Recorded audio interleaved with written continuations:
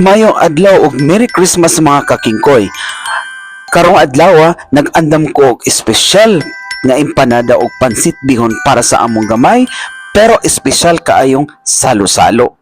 Kini nga empanada paborito gyud ni sa among pamilya.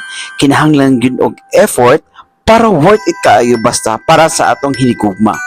Labi na kay naatay bisita gikan sa Riyadh.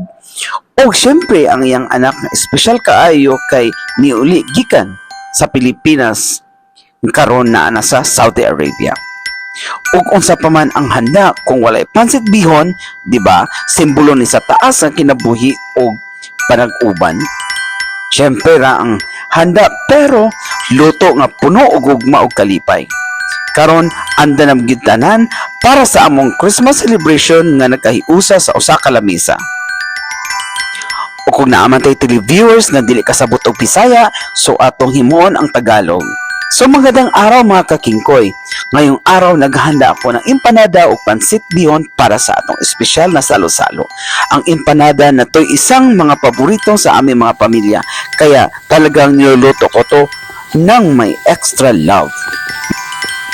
Mas espesyal ang araw na to dahil may darating kaming pamilya at kaibigan mula Riyadh at syempre ang anak niya na galing sa Pilipinas na si Tricia na first time niya dito pumunta sa Saudi Arabia.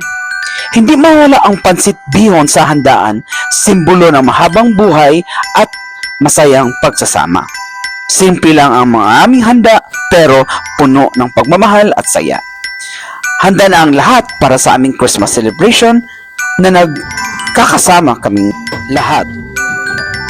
Maligayang Pasko sa lahat. Ito na kami. Kakain na po kami. Yan ang aming handa. Ang empanada, may Krispy Kreme. Yan si Tricia. Yan si Jojo at si Irene. Ako naman at si Mrs. Nag-enjoy lang po kami sa aming simpleng salo-salo. Dito lamang yan sa Al-Kubar, Kingdom of Saudi Arabia. Thank you for watching mga kakingkoy. Don't forget to like and share. See you on my next vlog. Bye!